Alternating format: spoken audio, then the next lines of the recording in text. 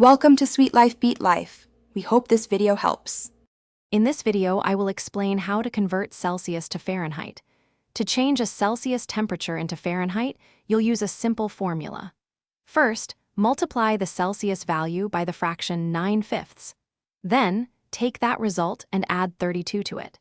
This will give you the equivalent temperature in Fahrenheit. It's a straightforward process once you know the steps.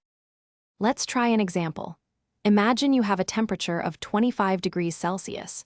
To convert this, first multiply 25 by 9/5, which gives you 45. Next, simply add 32 to that 45.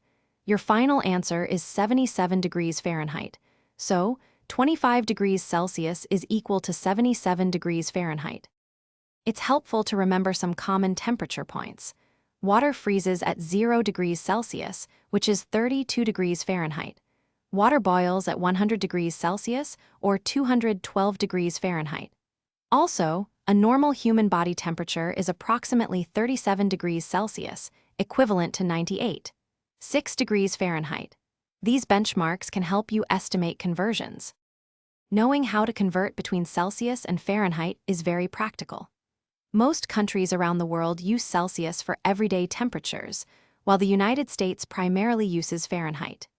Therefore, converting is useful for international travel, understanding global weather reports, or interpreting scientific data from different regions. It broadens your understanding of temperature measurements. Thanks for watching. Consider subscribing if we helped you.